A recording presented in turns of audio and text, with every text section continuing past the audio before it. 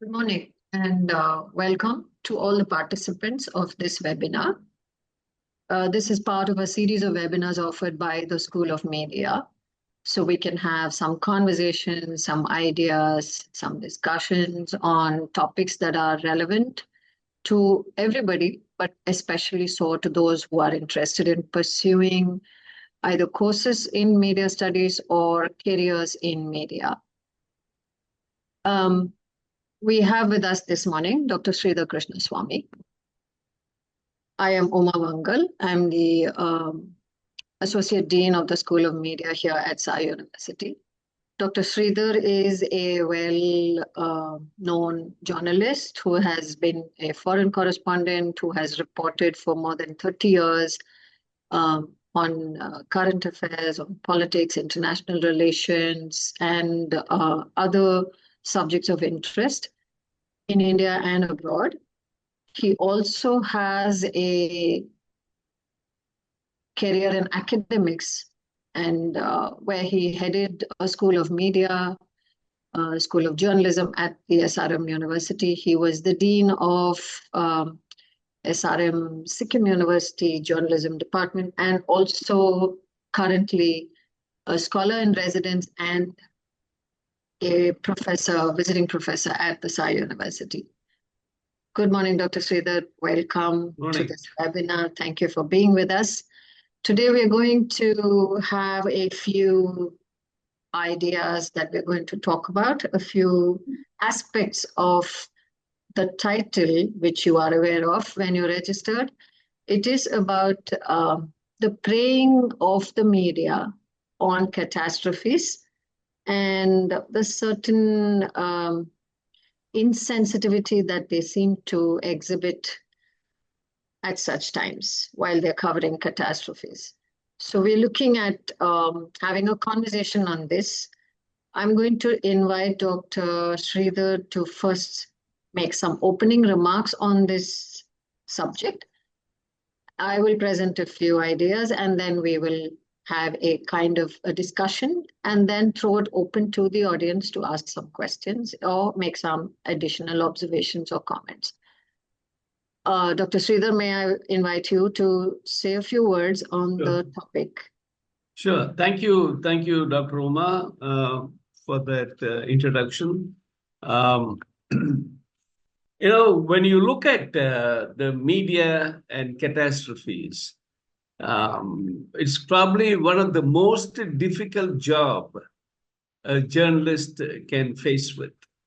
I have been a field reporter overseas. I've not done any field reporting within India, but I was a field reporter for 20 years. And I have seen some tragedies and I have reported on some tragedies. The worst of which was 9/11. I was in New York that day.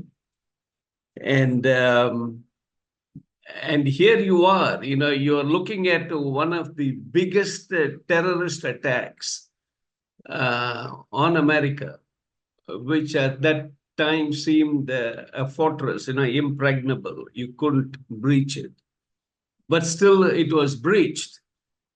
And at the World Trade Center, some 2,800 people died in one clip when two airliners ran through the north and south buildings of the World Trade Center.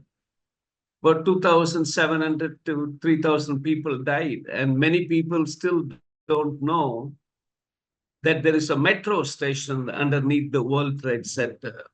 And we don't know how many people died there, or at least I don't know. But still, it was a disaster. It was a man-made disaster, nothing to do with natural disasters, like the floods you're seeing in Texas right now. But the thing was that this was an attack that the American intelligence agencies had been waiting. Now, you may ask the question, well, what are they waiting for? If you know that there is an attack coming your way, what are you waiting for? Well, the problem was nobody knew, everybody knew it was going to happen. but nobody knew when, where, and how. See, the three important questions of journalism that we normally teach: when, where, and how. No, and then the whys, come after that. But, whether you're talking about natural calamities or a terrorist attack, it has to do with loss of human lives. Like the same thing, for example, of this disaster that took place in Ahmedabad recently, when an Air India jet just crashed after takeoff, Air India 171. So it has all got to do with loss of lives. And here is a tricky question for journalists. Many journalists think that you can report on tragedies just as how you report anything else. That's not the fact. Dead persons are not free to be reported. You have to understand that. Many times we forget it. Because why? Dead people also have living souls hundreds of miles away and who are anxiously, waiting for news, knowing that a calamity has taken place. So you cannot pile on, speculations. Like, for example, nobody in the first few minutes or first few hours knew exactly who was responsible for 9/11. It's funny, if the whole thing started off as people saying it was a small training plane that hit the World Trade Center. Small training plane, because that's how it looked like. But very soon, within a matter of few minutes, it became very clear that there was no training. It was a well-orchestrated attack. Why orchestrated attack? I'll give you a small, just imagine, two planes, right, hitting the World Trade Center, and between them, they had 150,000 gallons of jet fuel. Enough to keep the Twin Towers burning for days on end. See, that's how people planned it, And, there's one other thing. When I say dead people are not free to be reported, I want you to Google, and many of you probably have. Go to Google and type falling man 9/11. And you'll immediately get a picture of somebody falling. And an Associated Press reporter he was not at the scene. He was away covering some other function, and he came to know of it, so he rushed. And when he rushed, he saw this object falling, and he clicked away. When he was clicking away, he just clicked away. But what he did not know, that he subsequently came to know, was that tens of other people had also jumped. Now, you're looking at somebody falling. Nobody still knows whether he jumped out of the 76th floor or the 106th floor. Nobody knows. But when the two planes hit, the entire elevator system in those two buildings, two towers, went out of function. People were stuck. And the desperateness in human beings being what it is, the desperate will to live, made people to look for avenues that they knew were not safe, like jumping out of a window. That's what happened. You know what? This picture was sent to hundreds of publications. most of them did not publish it. Did not. Why? Very simple reason. You don't cash in on the anguish of a dying person. That is the simple bottom line.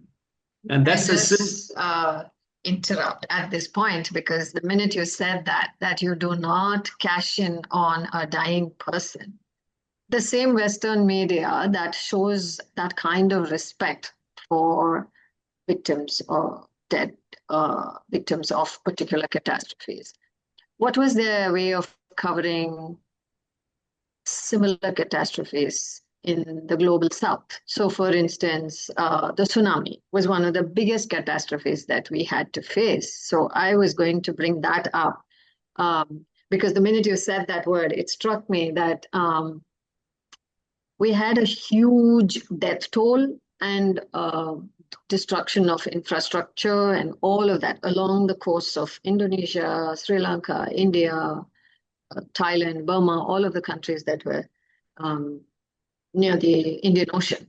And the kind of coverage by the British Broadcasting Corporation, by CNN, completely in contrast with their coverage of 9/11.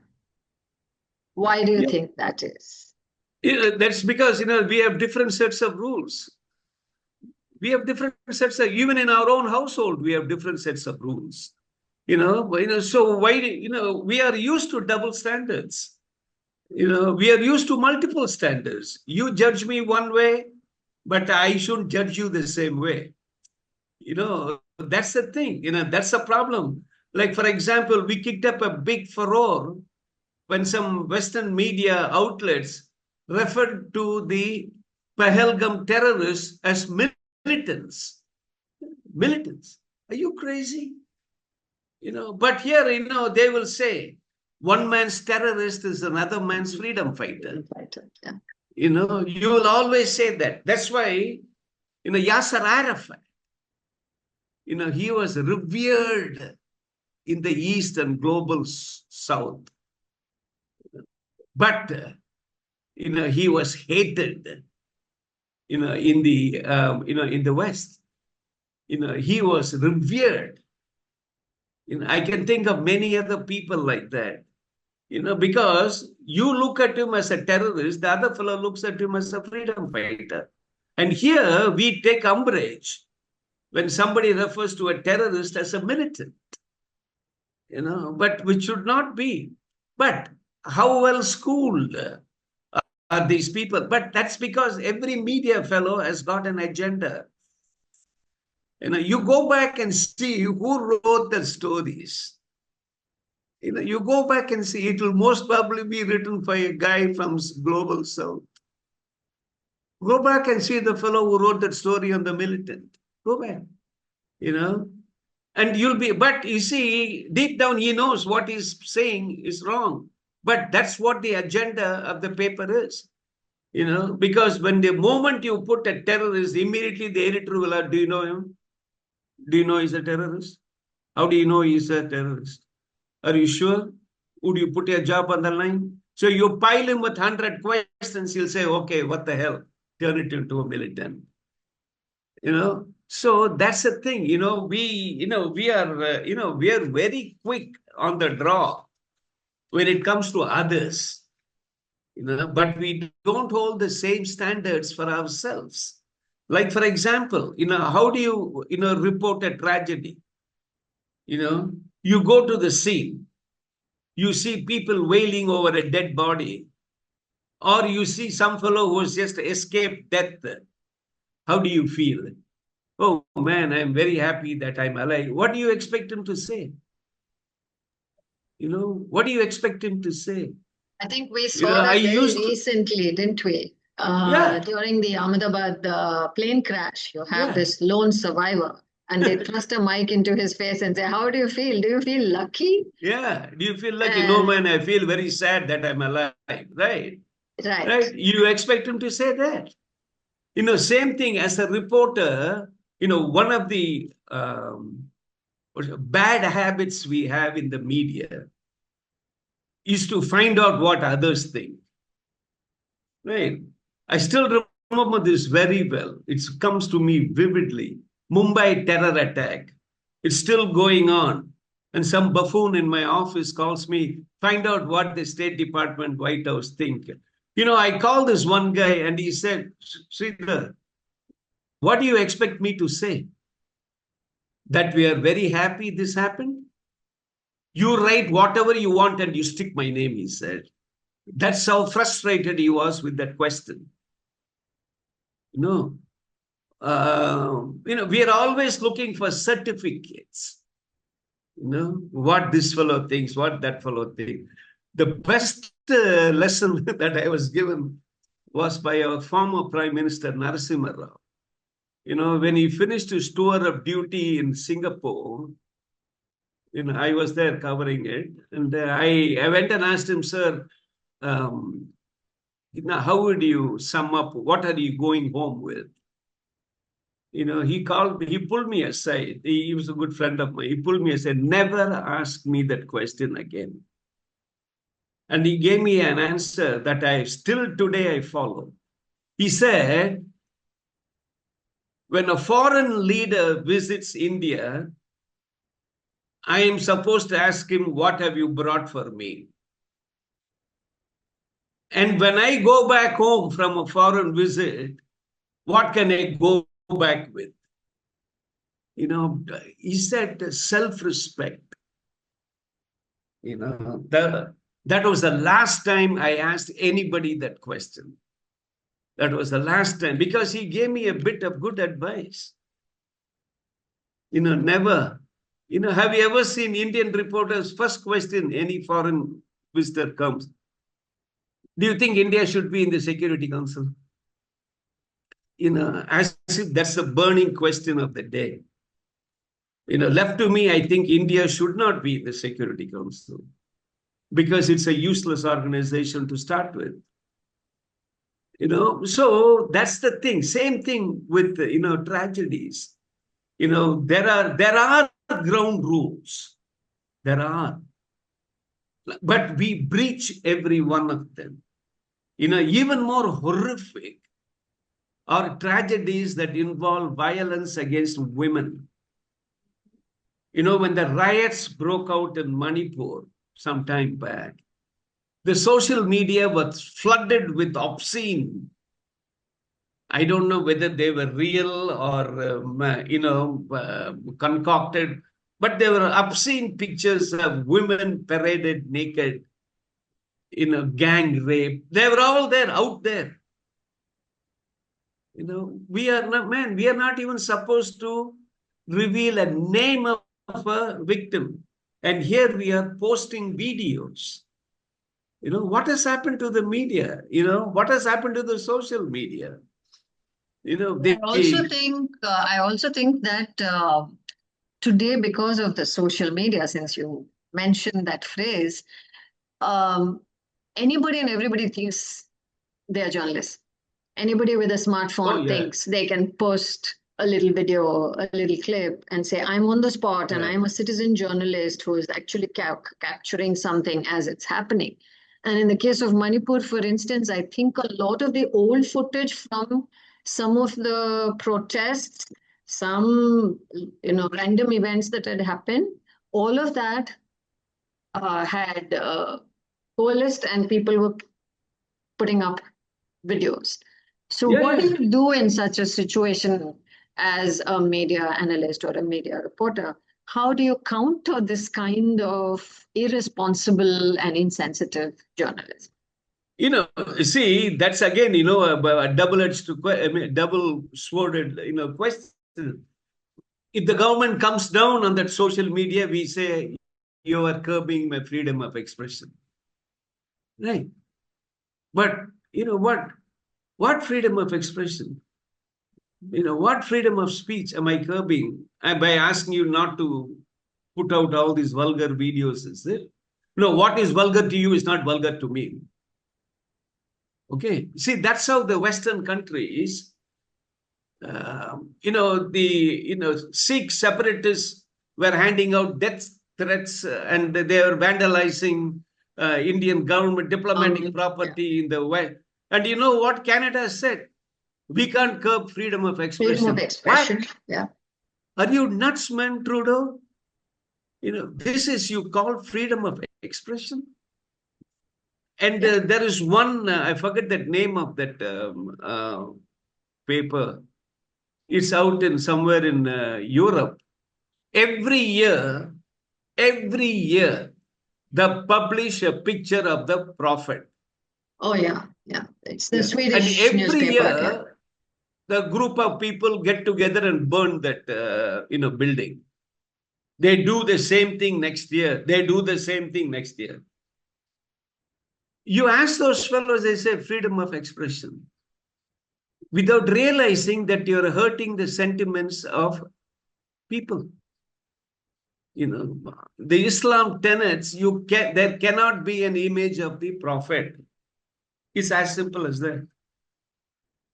But you say, no, I will draw a caricature. Okay, you burn the building, and this fellow will say freedom of expression. I'm also doing the same thing. So, where do you draw the line, And it's not just the television stations, looking for their ratings going up. Newspapers, tabloids, anything. I can say anything against anybody I want and still want to get away with it. But we have laws. We have defamation laws. Haven't you heard in the newspaper some fellow accuses some minister of doing, I'll sue you. That's the last thing you'll hear. He will not sue. Because to win defamation, you need to show intent. You need to show intent. Very funny, isn't it? You have to prove I intended to, defame you. It's very difficult to win in a court of law. Very difficult. Plus, these defamation, they'll say, I'll sue you, and that thing will never come about. But, that's the thing, So here, when we talk about social media putting out all these things, you have to understand every society has got its share of depraved minds. We are not exclusive for that. Every society. I think it's also in terms of media coverage, particularly with the television media coming into this whole idea of 24/7 breaking news.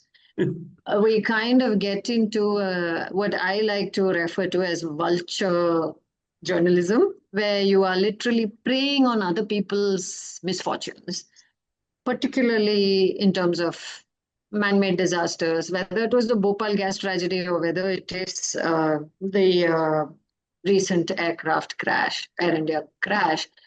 I think this whole notion that everything is free for me to prey upon because I am expected to break news every now and then. Where do I go and break news? So something happens, I can use this as fodder for the next 1 week. It is not even about that day and immediate impact. It is about carrying this on and continuously raking up wounds of people who are struggling with grief, loss, damages, all kinds of things. So for instance, post-tsunami, we had all these images of women beating their breasts and crying in Indonesia, in Tamil Nadu, in Sri Lanka.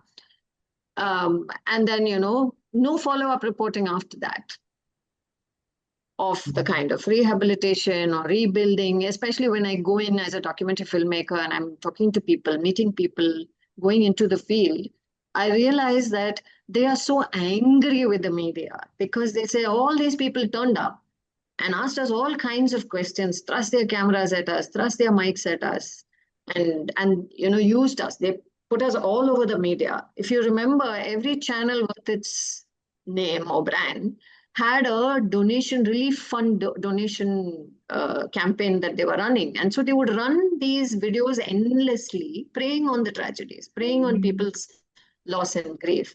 And finally, we never knew where all that money went. So there was no accountability. So on the one hand, you're leveraging other people's loss to catch eyeballs of audiences, but then you're also then making money off of that. So which is why I call it vulture journalism, because it is not just about using this for your media reportage and, becoming one up on the other channel or whatever, but also that you are making money off of other people's tragedies. And you're not accountable for it. Who's going to pull the media up? Who's going to go and ask, where is the money? Where did it go? So I was also looking at those angles when I was thinking about this topic, in the sense of, one, you have an imperative as a journalist. You need to cover the news because everybody else is covering the news. It is news when something of this dimension happens. The impact is large. Many people are affected. So you don't report it, then you're not doing what you're expected to do. But do you live off it? Do you make money off of it? It's a different angle, but I was just going to ask you to say a few words on that. Yeah, the thing is, many times we don't even know what we are covering. Take and don't confine it only to the television fellows. The print. I have been there for 30 years plus. We are probably bigger culprits because we have the luxury of space by getting into all kinds of analysis that we don't even know what we are analyzing. Okay, and look at that. Recent tragedy, that Air India tragedy. Man, the plane had hardly hit the ground. The fellows were speculating. Oh, could it be pilot error? Could it be this? Could it be that? Why don't you wait? Why don't you wait? And immediately they pull up the background of the pilot. Oh, one fellow had 10,000 hours, the other fellow had only 8. Oh, so therefore he must be. Come on. Well, you don't even know what a co-pilot does. Right. When I say you, I'm talking about the gender. Not everybody is an aviation expert. Right. Even the aviation experts still today, they are asking us to hold back to see what the transmission was as stored in the black box. They're saying, shut your mouth.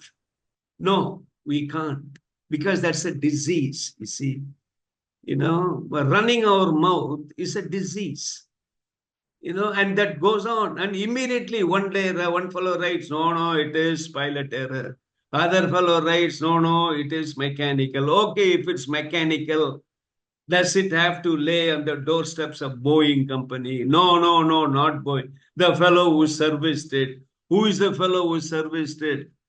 And then I don't want to Turkish mention company. So there is a sabotage because sabotage. It's a Turkish company. Yeah. It was managed by some company that is inimical to India. Therefore, they sabotage. Man, they could have sabotaged 20 other planes also. Why did they pick only this one? It's all stupid, But still, that's what keeps it going. And let me ask you one thing. For 2-3 days, Air India 171 was all over the front pages. Where is it today? Where is it today? Is anybody even talking about it today? I wanted to share a small piece of information that I'd come across, that Air India had to keep pleading with media outlets and reporters to stop calling the helpline.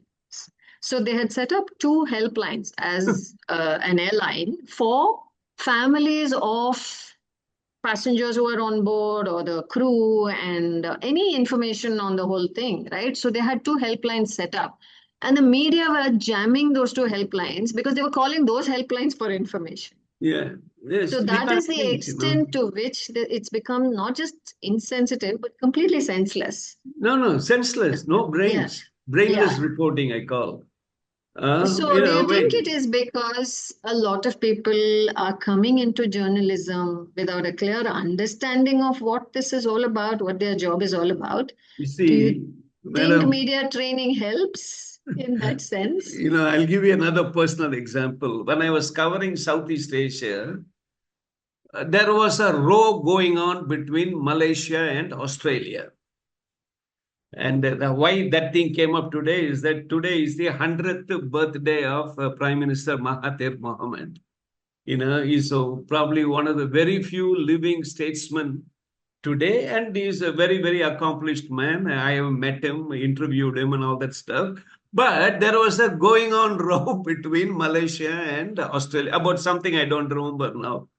And this one Australian journalist, wherever Mahathir was, he used to stick his, and ask him a question. And he used, it went on and on. And then I asked this guy, this Australian guy, he said, why do you ask him the same question, every day for the last, 1 month or something? You know what he answered me? I was shocked. When have you been in the front page of your newspaper for 3 weeks? I said, I don't want to be in the front page, and I am not looking to be in the front page. So thank you very much. So I got the gist, that if you want to be in the front page, write something, keep it going.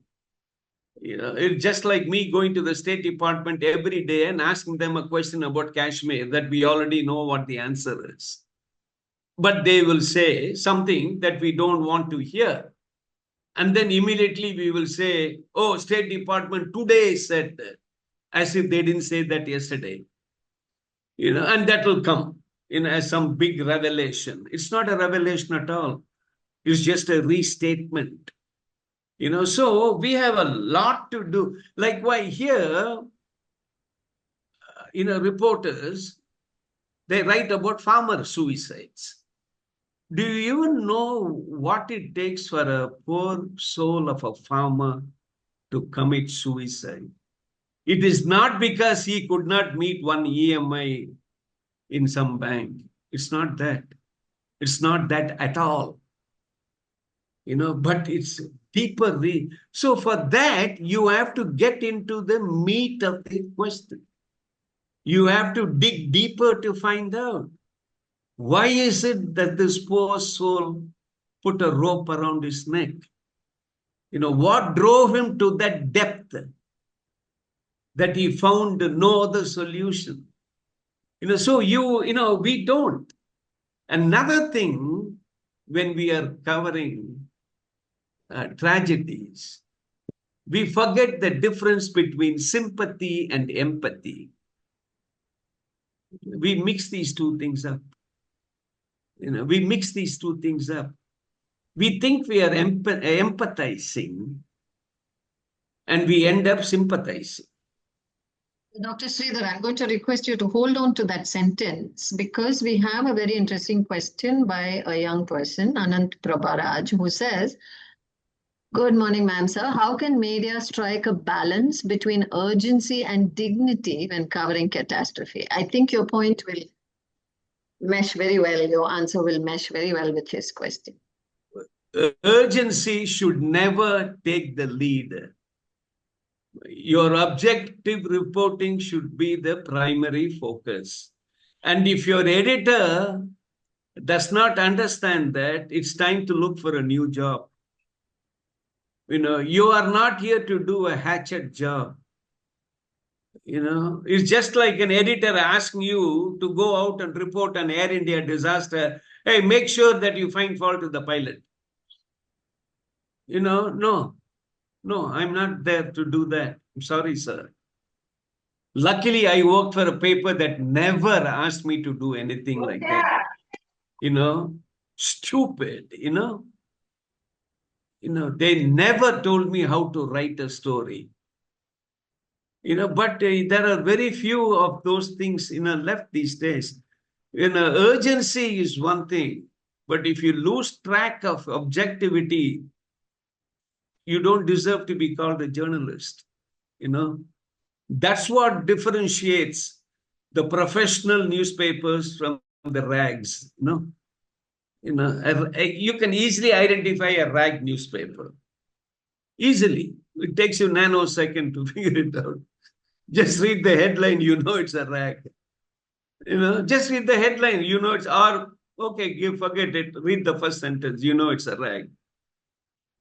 Why? It will start off with assumptions. See, your job as a journalist is not only to see what is in front of you, but also to see what is not in front of you. That is what real journalism is. That's my first lecture I give for a journalism class. You need good eyes, good ears, and a thick skin, I tell them. Why a thick skin? Because no matter what you say, somebody will object. So what? So what? You're not running a popularity contest, man. You're not.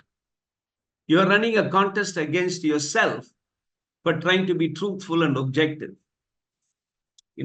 So anyway, that's a good question, though. We have another question.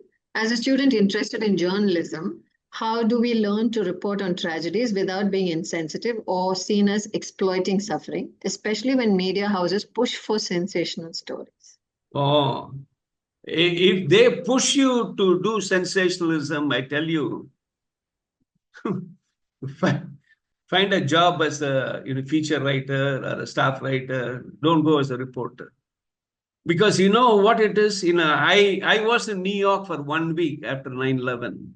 I was at Manhattan on 9/11, saw the crisis, could not go near the scene because the police would not allow. And for 1 week, I smelt,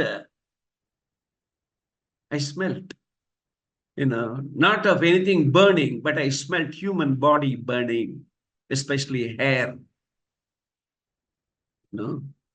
And the worst part of that tragedy, many people did not come forward to report their missing ones.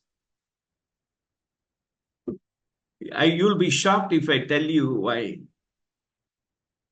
Because some of them working in the World Trade Center were not deemed to be legal. So if you go and claim somebody who is supposedly illegal alien, then they're worried that the question will come back, who are you? Show me your ID. So many people, multiple nationalities perished in the World Trade Center. Multiple. But we could not report on it. We could not report on it. They didn't come forward to even register. You Google all these things. You people Google all kinds of things. Google these things and find out. The tragedy of not knowing, of not wanting to know. Not wanting to know. Why? Because I know he or she is illegal. Now, if I go to the authorities and give out that name, they're going to turn around and ask for your ID. What if you are an illegal? Would you want to tell them I don't have an ID because I'm illegal?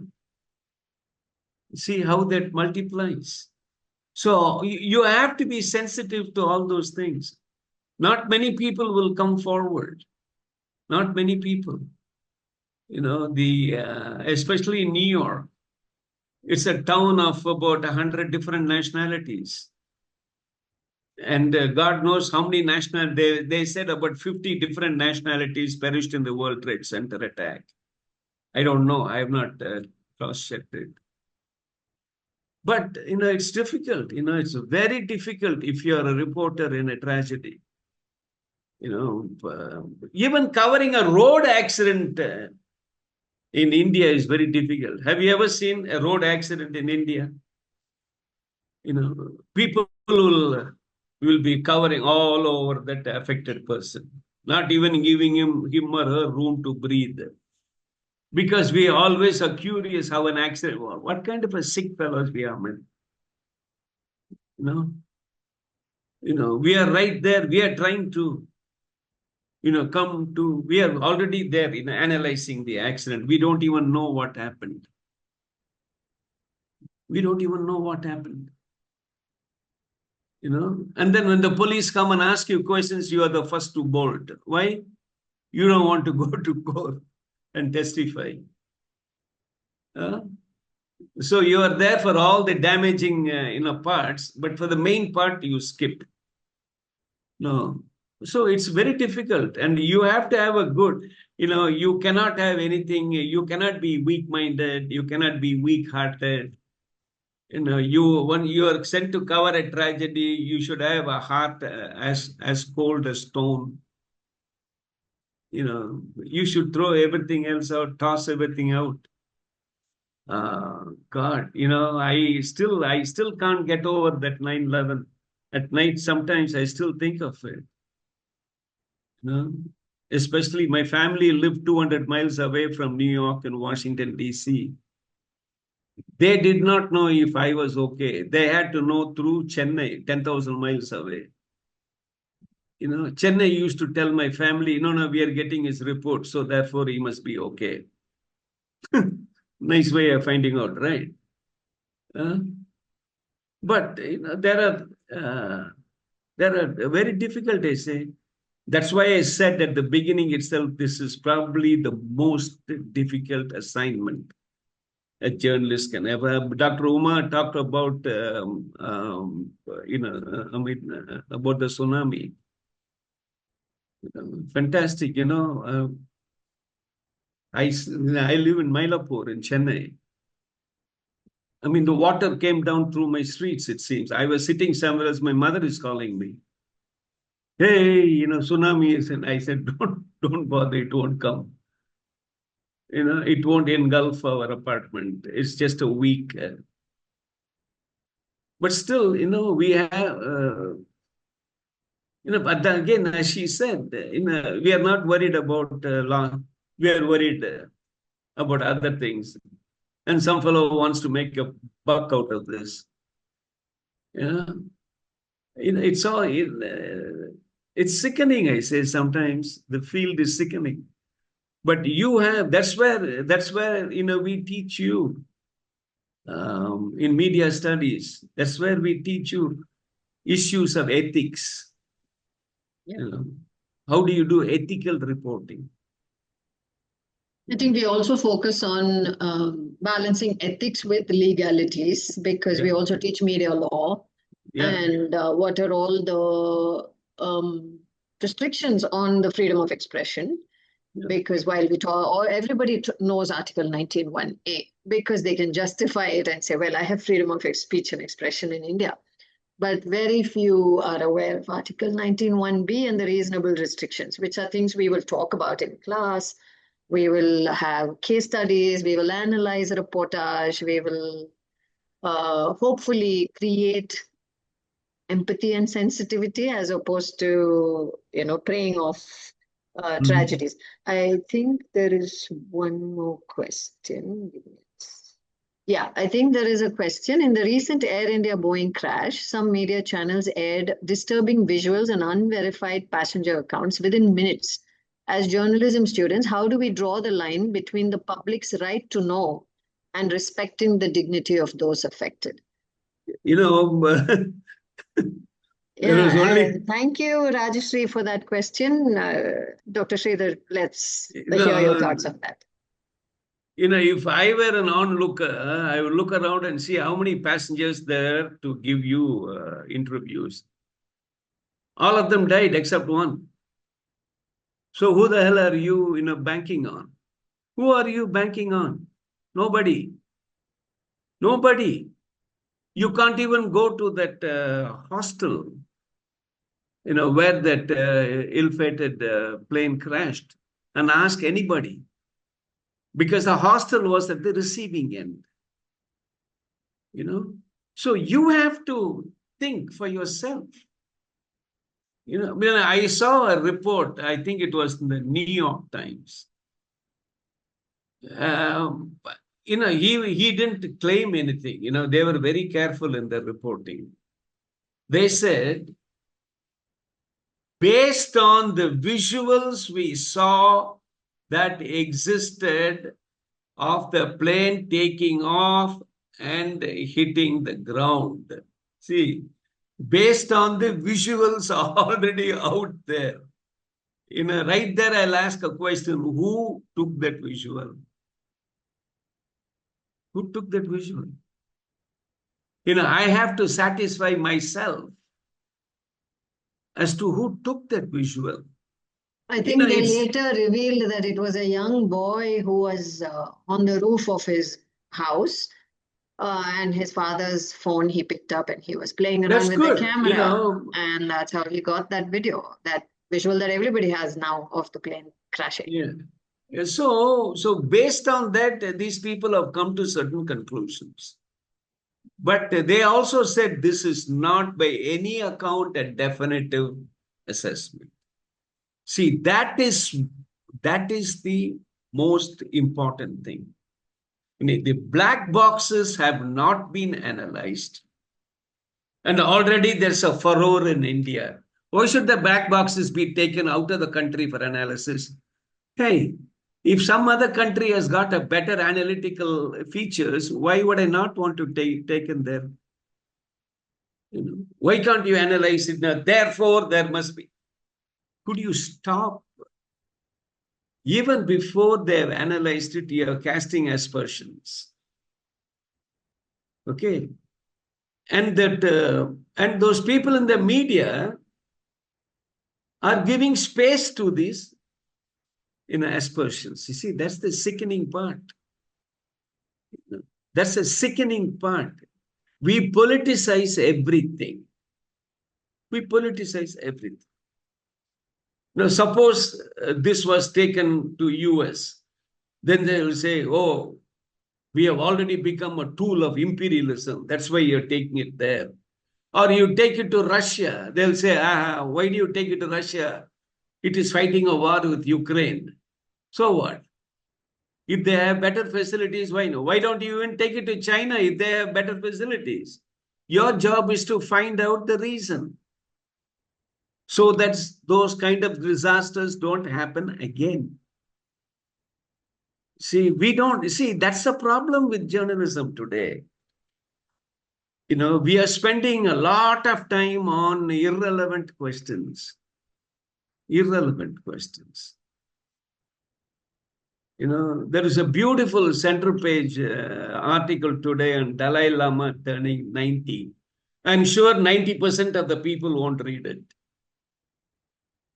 They'll say, I'm fellow is turning 90, who the hell cares, man? No. There's a lot of history, culture, civilization that goes on with it.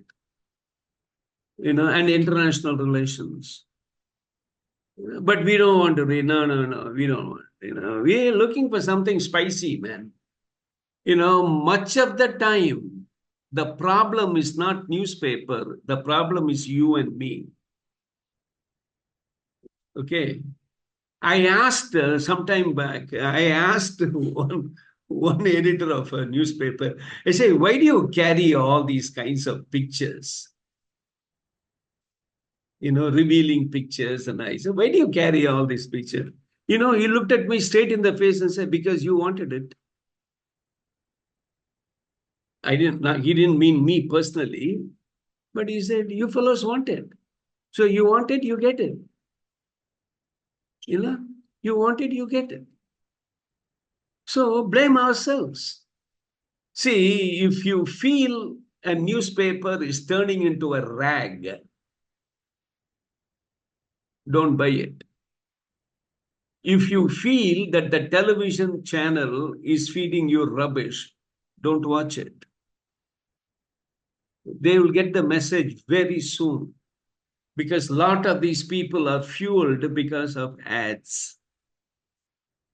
So fewer the people who buy, lesser the products is sold, they won't put an ad again. That's how it is. It all comes back to us. How much do we want to keep the game going? How much do you want to keep the game going? You will see some very sensible magazines barely able to make ends meet, but still surviving because they have a hardcore readership. Because they are very sensible, even if there are 50, 100 fellows, they will buy my copy every month, every week, or whatever.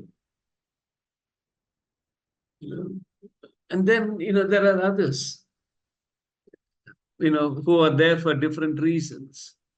So it all comes down to us, don't blame, I blame myself sometimes for some of the muck that goes on in the name of reporting. Why do you read it? But unless I read it, how do I know it's muck? That's my answer to it. Okay, I read it once, I read it twice. Third time, I won't read it. Of a particular author, I'll say, oh, he's used to writing muck. I won't read him or her.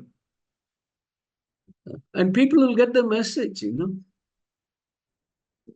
Come on, let me have some more questions here.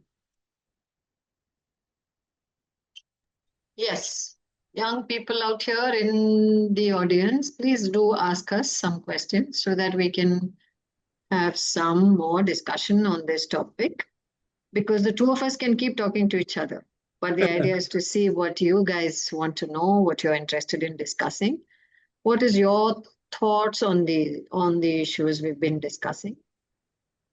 Go ahead and type away in the chat box, and we will keep an eye out.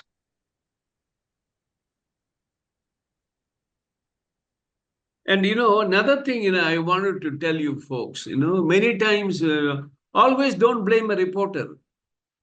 No, don't blame a reporter all the time. My job as a reporter is to file a story, and after that, my job is over. It goes to the desk. Then it goes to the news editor. And very sensitive things go to the editor. So there's multiple layers of approval. So what I write need not necessarily be what I wrote. You have to be very careful. Don't poor fellow, poor reporter, don't hammer him without knowing what really happened to his story. Luckily, I was in such a position that when the desk had to nibble with my story, they'll always ask me permission if they can change anything. I will tell them, you can change only for grammar and syntax. You cannot touch the content. So they got the message. They won't. Even my editors will not touch my content of what I wrote. They will not. That's a professional newspaper. They will not, because I am there at the scene. Do I know better, or somebody sitting 10,000 miles know better? So that's a trust. But the trust you build, the trust doesn't come on day one. You keep building on that trust to the point that they will trust you. To the point that they will trust you. The paper that I worked for, the Hindu, used to have an adage. If it didn't appear in the Hindu, it did not happen.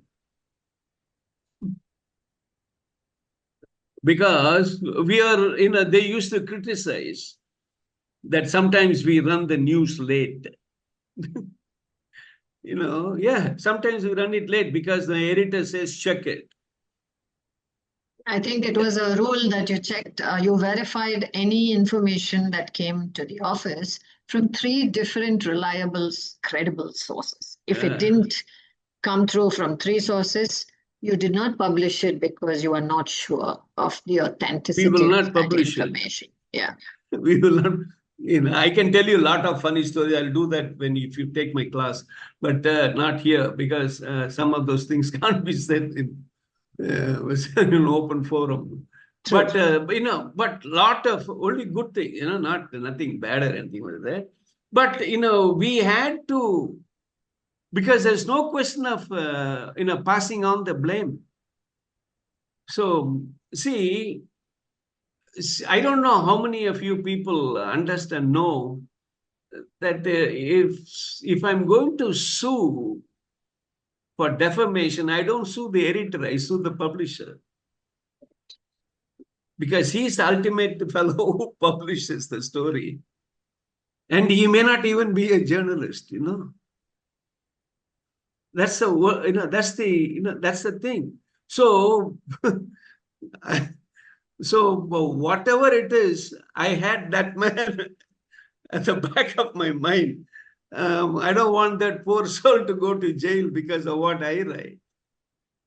But these days they don't know. Make me go to jail, man. Write something. Things have turned upside down these days. Sometimes that goes back to one more thing that I always tell people: never reveal your source. Never. Because if you reveal your source, that's the day you stop being a journalist. Yeah. I think on that note, we will say goodbye to the participants. It's already almost 11. It's 10:58, and I don't see any more questions popping up in the chat box. I don't see any more raised hands. But I want to take a moment to say thank you, Dr. Sridhar, for spending this hour with us, discussing the various aspects of sensitivity in journalism at times of catastrophes that affect the globe literally today.